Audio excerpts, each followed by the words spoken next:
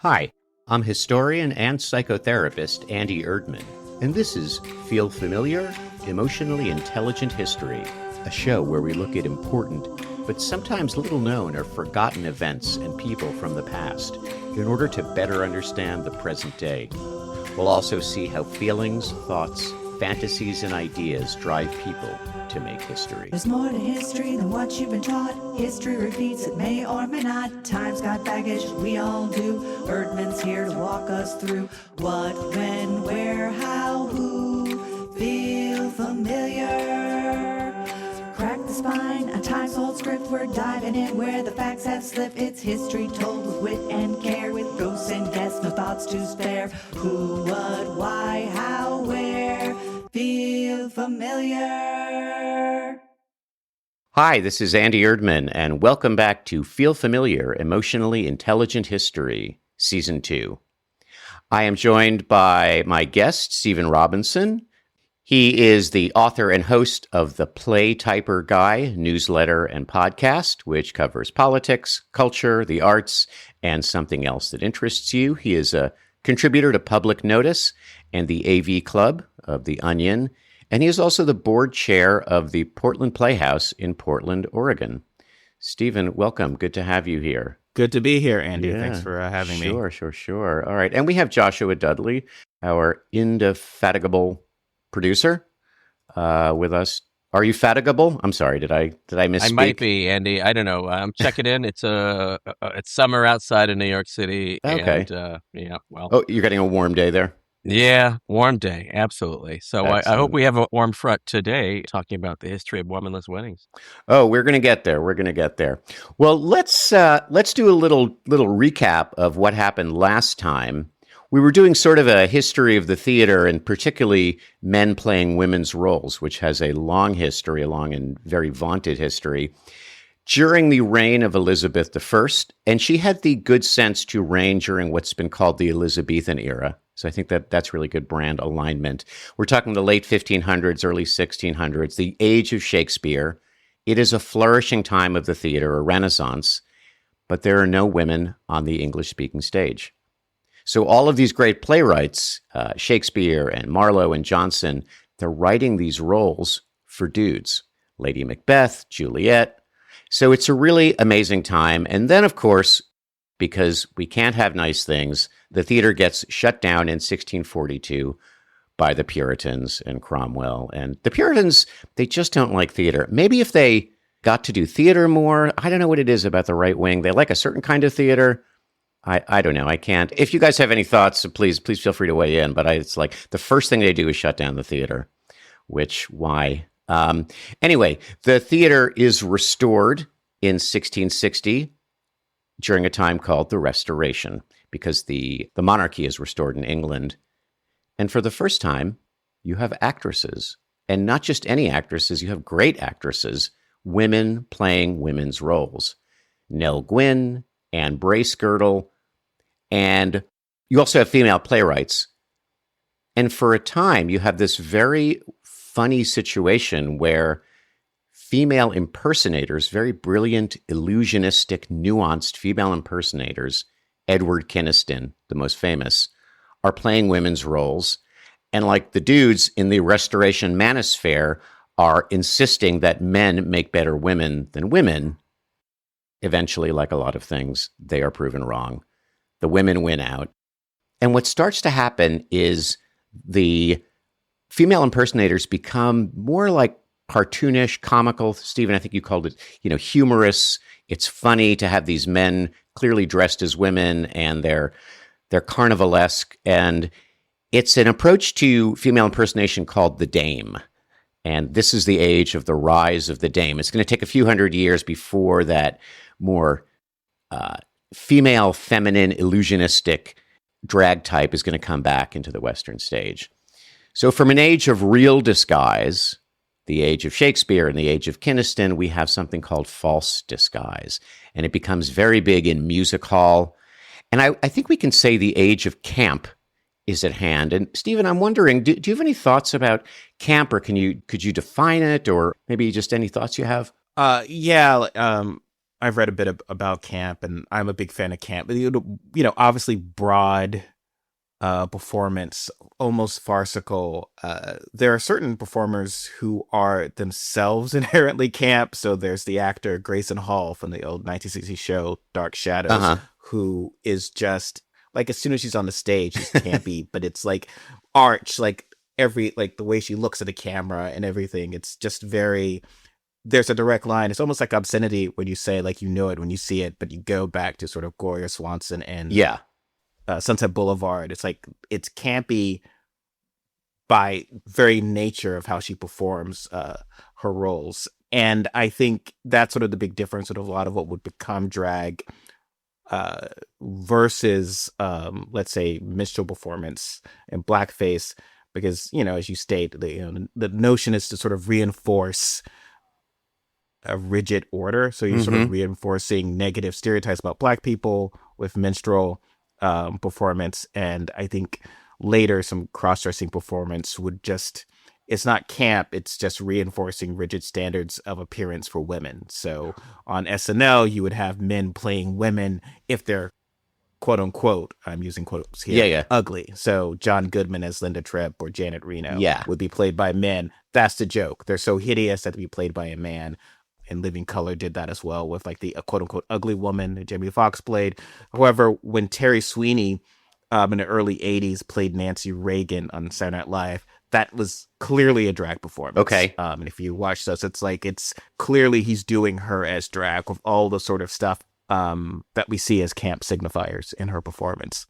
There's something kind of intrinsically subversive about camp, or it's kind of, it destabilizes what we think of as like men are this way, women are that way. Is that something that somebody could infer? Yeah, I mean, it's definitely essentially subversive. It's either the performance is satirical in a world that is otherwise normal, like with Sunset Boulevard, I would even say, because it's otherwise very straightforward. It's not, the entire film isn't camp, but Oh Mary on Broadway is inherently camp. It is inherently, subverting something that is a obviously serious issue by putting it in this sort of camp realm. It's interesting because today's kind of superstar drag queens are inherently campy, and they're sort of brilliantly gender subverting. I just saw someone named Sasha Velour is basing their show on some influence of Julian Elting. But somebody pointed out to me, and you probably know this, that a lot of the women in the Trump circle, the sort of Kristi Noems and Melanias, they're drag queens, essentially. They have a drag queen aesthetic about them. They're sort of so performatively feminine, but in a kind of, I don't know, mannequin-esque way. Does that make sense at all? Yeah. I mean, I think it goes to sort of the rigid standards of beauty. It's fascinating.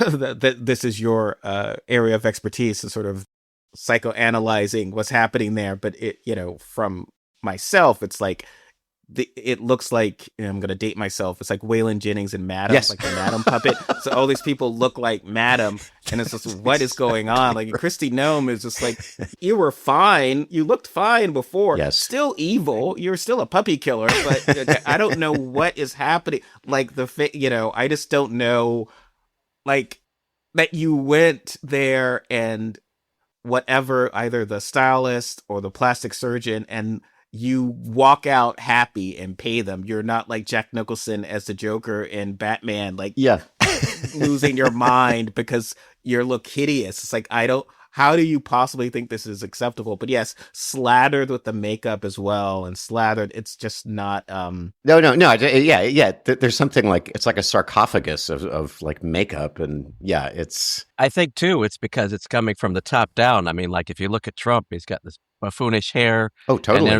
And he's the ultimate camp icon, honestly. And then absolutely. And then recently, I don't know if you saw this one. He brought back these shoes. I don't know where, but the point is they were too small for everybody, and they made Marco Rubio try to fit into them, just to please the master. So it's a comedy of errors over there. Yes, the Florsheims publicity. I don't know if the Florsheim Corporation actually wanted, but now they have it.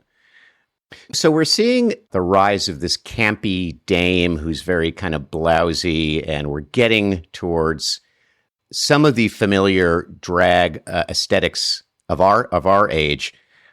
Now, there is a phenomenon called a burlesque, which becomes very popular in the 1700s and 1800s. And a burlesque it doesn't mean like a leg show, a striptease. It'll come to mean that. But these are these big like extravaganzas, sort of, I don't know, one part Broadway musical, one part drag, one part vaudeville show, one part, I don't know what, like Coachella Music Festival, just everything kind of thrown in, a little bit of something for everyone, and usually a satire of some famous work of literature or some popular play. And they have titles like Robin Hood or The Maid That Was Arch and the Youth That Was Archer. See the play on words there. Another one is called Kenilworth or Ye Queen, Ye Knight, and Ye Maiden. And one of the most famous stars of burlesque is a British performer named Lydia Thompson. She's known for being backed up by the British Blondes. And one thing I want to say is, Stephen, you talked last time about at your theater company, people doing trousers roles, women in trousers roles.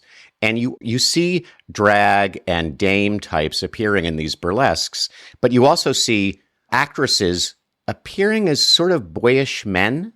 And it's a totally different, it isn't just the flip side of what the men are doing. It's sort of desexed, but at the same time, there's also something sensual about it. It's like a different aesthetic, if that makes sense. And one of the most famous dame female impersonators of this era is a guy named George Fortescue. He makes his debut in 1870s in a musical called Evangeline. And he's kind of comical and pretty. By the 1880s, Fortescue is putting on some weight and he's leaning into the kind of hefty, blousy dame role. And in 1884, he makes a big hit starring in a production called Well-Fed Dora.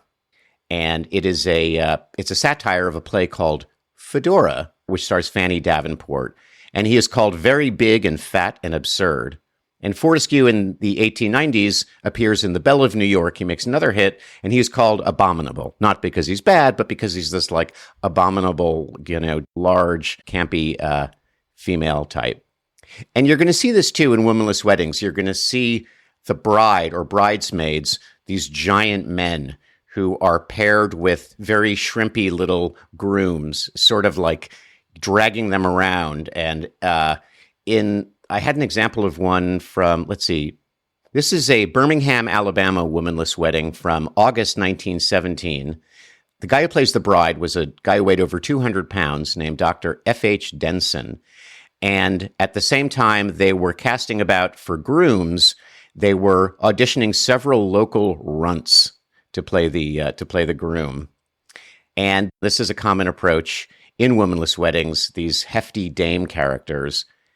Although I should point out, you also have very illusionistic female, feminine brides and ring bearers. It can kind of go either way. So perhaps the biggest shot in the arm to this kind of clearly a man playing a woman in a humorous way, dame caricature, it sees its peak in the play Charlie's Aunt. Have either of you seen or heard of the play or seen a movie adaptation of it or anything? I have not, no. Yeah. Had you ever heard of it, Steve? I've heard of it. I've never had the chance to see it. I've never seen it. I think there are probably numerous versions and sequels and movies. I feel like if you were born between 1900 and 1950 and you lived in the US or Britain, statistically, there's like a 9 in 10 chance that you saw a production of Charlie's Aunt. It was in the common culture, it was in the water. And it was written by a guy named Brandon Thomas, and it premieres in London in 1892.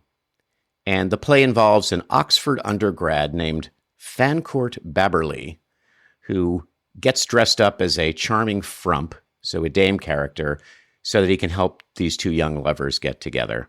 It was said to be an influence on the 1925 silent movie starring Julian Elting, who is a hugely popular female impersonator. And it's called Madam Behave, and you can watch it. It's on YouTube. It's not a great movie, but it's an enjoyable movie, and it particularly to give you a sense of what going to the movies in 1925 was like. And Julian Elting, who's past his prime, is playing this sort of frowsy, frumpy kind of widow who has witnessed a car accident, and the men are falling all over themselves for her, which is another aspect of that humorous dame. So a lot of time and a lot of water has passed under the bridge since the days of Shakespeare and of Kynaston, and the dame character is kind of at its peak. Maybe the most famous on the English stage is a guy named Dan Leno, who makes his debut in London in 1888. And he is paired with a guy named Herbert Campbell, who's a bigger character. And there's an interesting kind of camp dame patter, comical patter that they develop. To me, it has a drag queeny quality to it. So Leno had this monologue. Here's sort of like part of it. Here's how it went. Leno is dressed up as a woman, and she says, "He's so kind, so different from my first husband. Oh, I've been married before, girls. Yes, I'm a twicer. My first husband was a Spaniard. When he was cross, oh, the way he used to look at me, with his black eyes and dark olive skin. Oh, girls, beware of olive skinners." So he's got this kind of funny, I don't know, there's a gay sensibility to it. And in the U.S., the most famous of the dame characters is this guy, Bert Savoy, who was part of the team of Savoy and Brennan. And Bert Savoy is called campy, mean, and brassy, and hard-boiled. He's got this kind of guttery commonness. And Edmund Wilson, who is a very prominent man of letters and a writer, he described Bert Savoy as a gigantic red-haired harlot reeking of cocktails and double entendres, right? So you've got this kind of the rise of the kind of like bitchy aesthetic. And Stephen, yeah. Yes, we were talking about camp again, and I think that pops up when you're thinking of what it describes. You're describing the dame. I'm always thinking of I Love Lucy as well. So it's fascinating how certain performances that, even if it's done by women, become sort of what we think of a drag performance or camp performance, that sort of subversion, that sort of larger than life. In many ways that we often don't get a lot of women, even though she was one of the biggest stars. Lucille Ball. In history, Lucille Ball, we don't get a lot of women today trying to do Lucy. Like, you're more inclined to sort of get someone in a drag bar kind of doing one of those classic scenes and so forth. But that has just popped into my head when you were talking about sort of the dame character, because she was obviously one of the most famous dames. Yeah, it's really fascinating what you're saying, to look at dame and camp qualities in female artists. Like Lucille Ball, it's not quite the accurate word, but there's something grotesque about her. And I don't mean grotesque in a dislikable way. I mean, like, there's something raw about her, which is associated with traditional masculinity at the time, right? She's messy. She's all over the place. She's not soft, she's not like June Allison. By the way, there's a movie from the 1950s called Strategic Air Command, starring Jimmy Stewart. And I think it must have been funded by the CIA or the Air Force. It's basically like, listen, Ruskies, don't dare fight us because our planes are in the air all the time. And June Allison is just the anti-Lucy wife. Jimmy Stewart comes back home from flying his missions, and she's like in like a full cocktail dress, and she's got sandwiches for him. And Lucy is very much the opposite of that, Yeah. And we're going to see in definitions of gender and gender perversion and inversion by medical authorities what's considered to be masculine and what's considered to be feminine. But I think that's a really interesting point. And she wants something she shouldn't have, right? Like, she wants to be, and you've written about this with blackface performances. Well, it's like sort of what we're mocking is anyone in these groups trying to be better than what they inherently are. And that's the inherent joke, is that obviously you can't do this, and obviously you shouldn't try to be in these worlds. And so that becomes the inherent sort of humor with her. Right. And I think there's sort of a continuation of that I was more exposed growing up to the Lucy show, which I think they made in the early 70s. It was in color. It was like all of a sudden. Did she work for Mr. Mooney? Was that, she would say like, Mr. Mooney, she would sort of. That was the one where she has, again, that in grotesqueness, as you say, is part of. Yeah. part of that humor. You've just got me thinking, this, I don't want to get too far afield here, but you've got me thinking that in a way, Desi Arnaz is almost coded as the feminine part of the duo. Yes. Because he's a performer, he's Latino, and yeah, it's really interesting. Like there's definitely something campy and queer about the Lucille Ball, Desi Arnaz pairing. Andy, I had a question about the origins of this. Yeah. Now, I'm thinking that, like with the Lucy and the Dame characters and all the exaggerated motions, like that must have been done for originally the stage where before people could see everything on a close-up screen and we had microphones. And so this sort of stuff carried on to where by the time of screens, it was no longer needed. But like we see with Lucy, that style sort of carried on for a while. Why do you think that? Well, I'd love to hear Stephen's take as well. I mean, I think you bring up a good point, which is when certain aesthetics are developed for the stage and then all of a sudden you're filming them, what do you do? And for certain actors, like I'm thinking of Marlon Brando, they learn to act from the face and with very nuanced gestures. But certain performers are just big, and the screen. I think actually silent comedy helps give a shot in the arm here because there's no speaking. So characters have to be very, Chaplin-esque, Buster Keaton-esque. And I don't know, maybe there's a strand of that helps save it. Stephen, did you have a thought? Yeah, I mean, that has been a struggle for certain actors who are specifically good on stage. So it was very tough, I think, to find something for Nathan Lane. Oh, yeah. Particularly before he formally came out, where he wasn't able to kind of utilize all his skill, like on stage, all of that broadness, because you need to be much smaller, usually on a straightforward TV show or something. In a strange way, once again, that theatricality, when we apply it to queerness or we apply it to even being a person of color, not necessarily queer, but, in Black humor, you're able to sort of take that and run with it in certain ways. So you have these broad, Jennifer Lewis, one example, a Black actor who can really be hilariously over the top in that way. But Sean Hayes with obviously Jack and Will and Grace, yes. And, Megan Mullally, who was a wonderful stage actor, but also that's why when people say Jack and Karen are the funny ones, well, it's because they're the most theatrical and over the top and campy. Yeah, and I think, Joshua, to your point, like it survives just because people really like it. There's something about it. And by the way, there are many stage actors who, as Stephen was suggesting, didn't make the leap. When movies came around and then radio and TV, they just didn't. Whatever they were able to do in vaudeville and in Broadway, it just couldn't capture it in a camera, but others could, or others could only do it in front of a camera. And yeah, thank God for it. Maybe there's something about shows that used to tape in front of live audiences. Maybe that was, somehow facilitated more gymnastic kind of performers. But yeah, really interesting. So Bert Savoy is this very larger than life, campy, bitchy dame. Savoy appears in the Ziegfeld Follies in 1918, which is really that's like the pinnacle of your career. But I think it's really interesting that Bert Savoy really earlier in his career, he toured mining camps and these rugged, all male or heavily male, outposts, I don't know, in the West, in the Yukon, in Alaska. And they really liked his drag.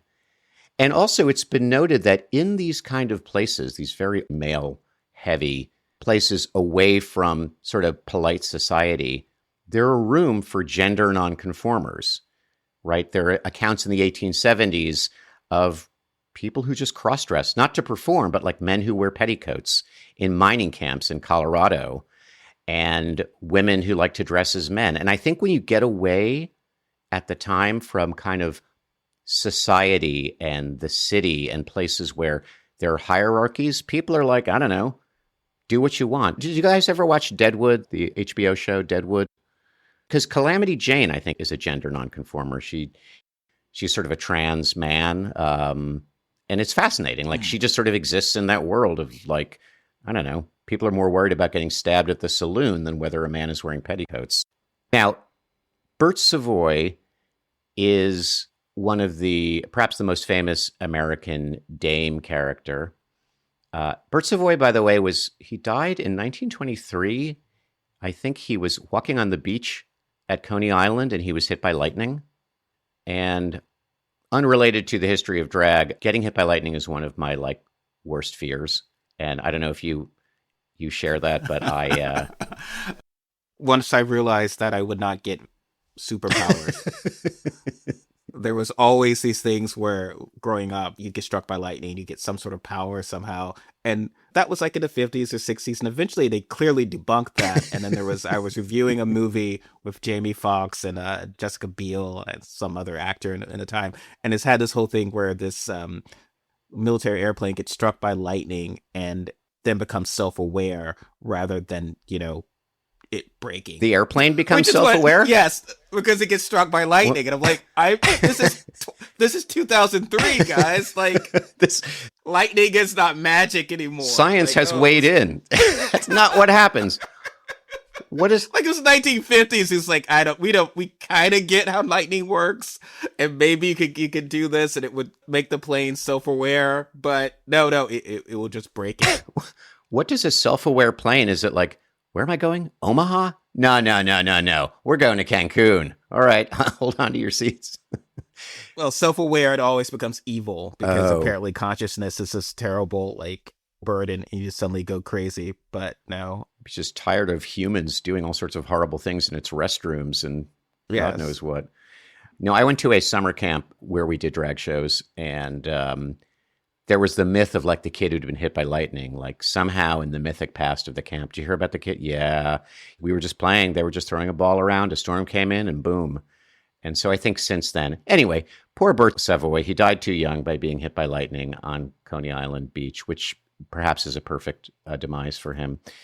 And although he is called the first modern drag queen, in fact, the first modern drag queen, more recent research has showed, is somebody named William Dorsey Swan. And there's more information coming out about him. There's a book coming out. It's probably already out by now. Swan was a black man living in Maryland in the 1880s, and he had drag balls. He held drag balls, and he called... Thank you. Yeah, sorry. Big swing and drag balls.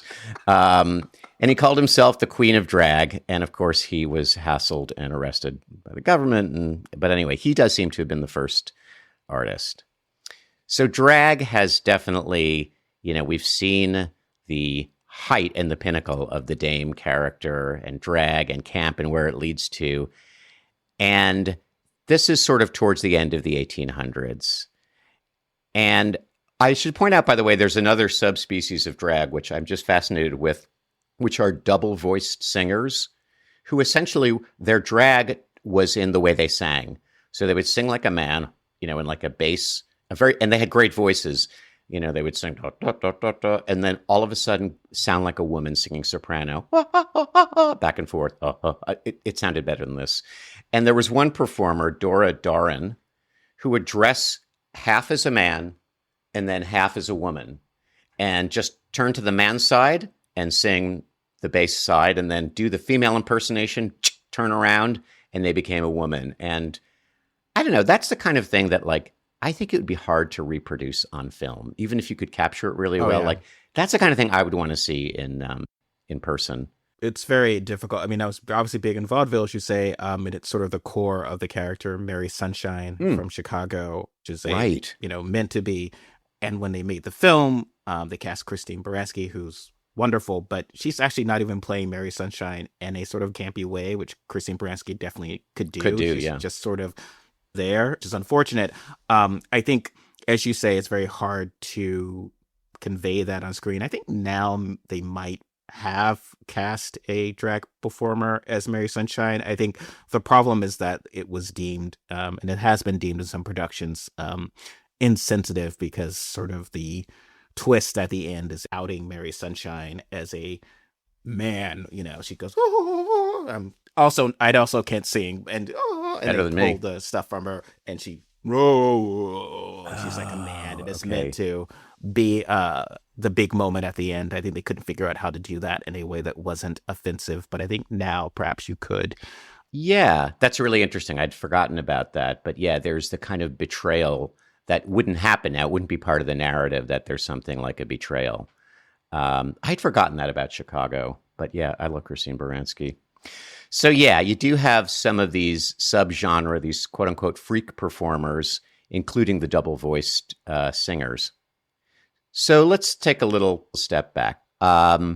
In a huge contributor to female impersonation and taking a step away from the camp, the comical, the sort of the freakery is going to be blackface minstrelsy, and we're going to talk about that.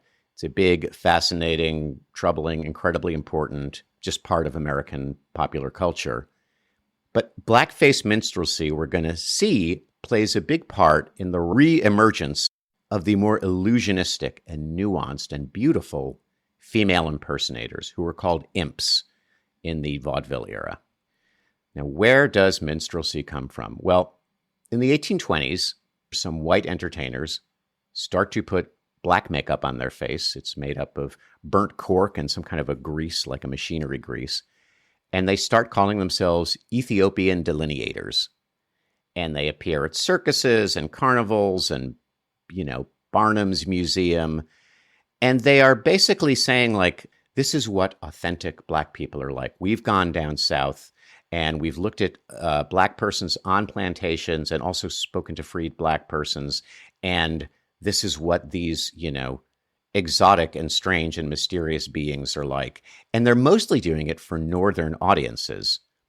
Now, at the time, I think it's really interesting to consider that in the South in 1820, there are 1.5 million enslaved black persons and 2.8 million whites. So 1/3 of the population is black. And it is a sort of world unto itself that white people in northern cities particularly, are fascinated with. And I should say that this is a time when race itself is becoming, the world is starting to get to know about other races and peoples and civilizations. And so there's a fascination with two things. One, what are they like, these other people, these other races? Like, they're somewhere between kind of a species, and they're human, but they're not human like white Anglo-Europeans are. So how do we put them on the big org chart? Where do people belong? And there's a fascination. It's kind of a Darwinian fascination with race in the 1800s, well into the 1900s. Race also, and we were just talking about this, has an important role in its relationship to gender. And amongst sort of the white middle class and upper middle class in the US, there's a belief that, like, you can't be fully a man in the right way unless you're white. If you're a black man, you're either somehow effeminate or you are kind of animalistic. Like, you can't be just equal and the same. And in 1910, there are race riots when the black boxer Jack Johnson defeats the formerly undefeated white boxer Jim Jeffries. I'm sorry that their names are so similar. They're very different people. And riots break out. Jim Jeffries, the white boxer who gets beaten, was a hardcore white supremacist. And all of a sudden, this black man does what he does. He boxes better than him. And so all of these categories of who belongs where in the hierarchy, like, it's very hard to keep those hierarchies when you see someone doing the very thing that you thought could only be done in white skin, right? Obviously, Barack Obama is elected president, and, many Americans go nuts because this is not supposed to happen.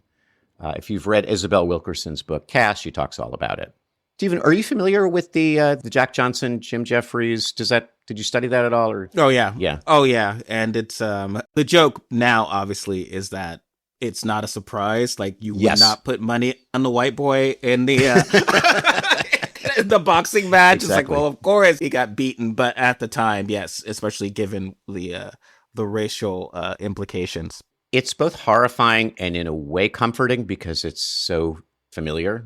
And yeah, it's fascinating the way then black athleticism becomes normalized, and you have, Muhammad Ali, fantastic athlete and boxer. Of course, then when he starts to talk about fighting poverty or not wanting to fight in the Vietnam War, then again, he is cast as an other. It's just really interesting. But so race becomes crucial, not just in understanding class and politics, but also gender. And I think in some ways, the highlight of the 1800s of the where do we put all of the non-white people in the big hierarchy of being occurs at the World's Columbian Exposition, the World's Fair in Chicago in 1893, which has displays of all these non-white, non-Western people. They import 69 authentic, quote unquote, Dahomians to be there for, white fairgoers to inspect. And a journalist at the time calls them blacker than buried midnight. And there also are Javanese people from the Pacific Islands who are called semi-civilized. You can see it's like almost white are like the Japanese, then below them the Chinese, then you have people from South Asia, and then Africans are sort of seen as being at the bottom of this great kind of food chain. So there's this fascination with race. And performers, of course, are always looking for a way to outdo the competition. So you have these blackface performers saying that they're, showing you what black folkways really are like. And in 1828, a guy named Thomas D. Rice, he's a white man, he sees a black stable hand singing a catchy tune and doing some dance moves. And he goes, I got to have that. And he claims that he actually bought the stable hand's outfit. He puts on the outfit, he tries to copy the dance moves, and he invents a character whose name will live in infamy, Jim Crow Rice. And he comes up with a stage act where he plays this character and he says, wheel about and turn about and do just so. Every time I wheel about, I jump Jim Crow. And for me, I can really see the connection to, white rock and roll singers, Mick Jagger and Eric Clapton using black vocalisms and black inspired vocalisms and instrumentation, like to sort of capture that thing. And Jim Crow Rice is doing this in the 1820s. It's a huge hit. A lot of other people jump on the Jim Crow bandwagon, including Billy Whitlock, Ben Cotton. It's not yet called minstrelsy. Here's where the term minstrel comes from. In the 1840s, there is a family called the Tyrolese minstrel family that's touring North America, and they're singers. They're kind of like the Von Trapp family, right? They're like yodeling and they're singing. They're huge. It's one of those cases where like now everybody's calling themselves a minstrel act because all of my pop culture references end in 1982. The best example I can think of would be like, no matter who you were in the early 80s, you had to be a little bit new wave if you were a rock musician. Like you couldn't not, like John Cougar was originally like this kind of trying to be like a little bit of like a post-punk new age performer before he realized he was just, a white guy from Indiana named John Cougar Mellencamp. So everyone's calling themselves minstrels.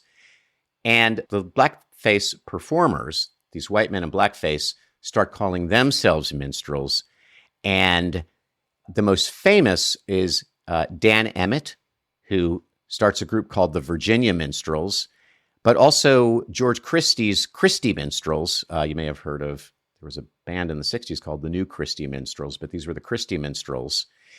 And these, again, are Northern men who were both appealing to a white audience, but also fascinated with, I think, Southern black culture. It's kind of like Woody Guthrie being born in Brooklyn, and he's fascinated with like Oklahoma, or Creedence Clearwater singing about being born on the bayou when they are from Berkeley, California, right? There's a fascination. By the 1850s, these blackface performers are calling themselves minstrels, and their show has a standard structure. In the first part, you have the guys in the minstrel troupe come out. There's usually about 4 or 6 of them, and in the center is a guy named Mr. Interlocutor, who's sort of the director. He's trying to get the guys to stand in line and say their lines. And on each end of the minstrel line are comical characters. One is named Brother Tambo, and the other's named Brother Bones. One's got a tambourine, the other's got a set of bones. And they're engaging in this back and forth repartee with Interlocutor, who's just getting frustrated with how they sound. And they're speaking in these kind of cartoonish patter.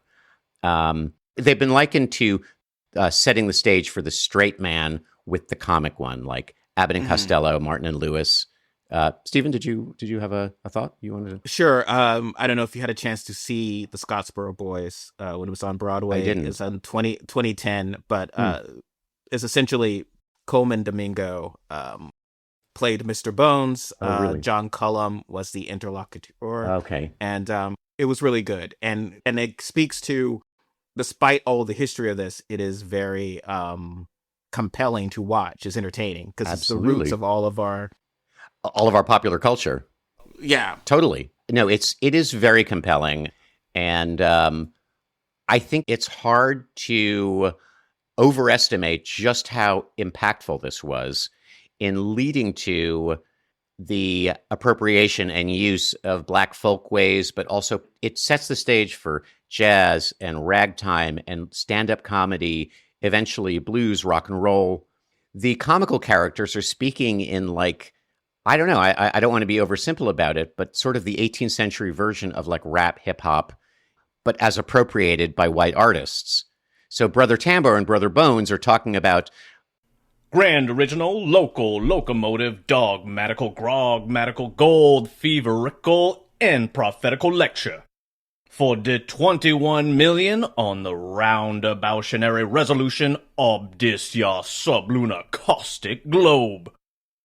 it's poking fun at all of these educational lectures that people went to and serious discourse. Again, it has this subversive, powerful effect, in popular culture, which is going to be making fun of like straight mainstream culture, or at least, poking a finger at it.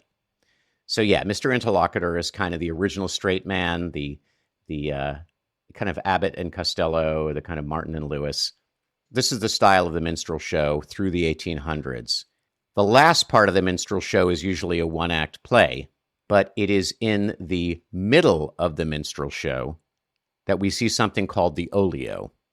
And that's where drag artists are going to start to develop a new kind of drag, or a drag that hasn't been seen for a few hundred years. By the way, I also want to point out that there are any number of Black vaudeville artists who start off by putting on blackface, blacks in blackface, and they self-minstrelize. Bert Williams and George Walker. Stephen, I presume you're familiar with them, or you've heard of them, two extremely famous. Oh, yeah. Yeah, really famous. And they were obviously like really funny and talented, but in order to appeal to mainstream audiences, which they did, they were crossover artists, they put on blackface and called themselves, quote unquote, two real coons. So in the middle of the minstrel show, the 3-act minstrel show, we have an opportunity for different variety performers to come on. And some of these minstrel performers develop new kinds of female impersonation. They develop characters known as the wench, or the funny old gal, who are these blackface female characters. And then George Christie of the Christie Minstrels develops a character known as Lucy Long, who is a different version of a female character. She's lighter skinned, and she's sometimes called a yaller or a high yaller. She has a fair skin, a soprano voice, and she sings often very heart-rendering, very, tender feminine songs of being jilted, being left, feeling lonely. Right, so you're seeing the Kynaston, the Shakespeare real disguise aesthetic starting to come back in to drag thanks to the minstrel show. And eventually these become some of the biggest, they're said to be the highest paid people in minstrelsy. I don't know if that's true, but they do become the stars of the show. And they sort of, in a way, become, I liken them to Diana Ross or Beyonce, because these prima donnas, as they're known, become almost the reason people continue to go to see minstrel shows. And maybe the most famous minstrel is a performer named Patrick Francis Glassy, who went by the stage name of Leon. And so Leon, by the way, it starts to become like this brand name almost that like stands in for all the products, like Band-Aid or Jell-O. I think it's called a metonym. Glassy becomes this drag character named Leon, and there are so many other Leons that he eventually has to call himself the only Leon, which is probably not a great thing to do. If you have to call yourself the only one, that's exactly not the thing to call yourself. It's like in 30 Rock, where Liz is dating Wesley Snipes, played by Michael Sheen. Like, I am the only Wesley Snipes. That's not true. So, yeah, it was hard times there. There aren't a lot of copyright protections for vaudeville performers. So I just want to wrap up by saying that if you're interested in minstrelsy, there's a couple of great books. There are a lot of great books on the matter, but two of them are Eric Lott's Love and Theft, blackface minstrelsy in the American working class, and Robert Toll's Blacking Up, the minstrel show in 19th century America. Okay, thanks again for listening. Next time, we're going to talk about how science takes over from the church and invents the field of sexology in the 1800s.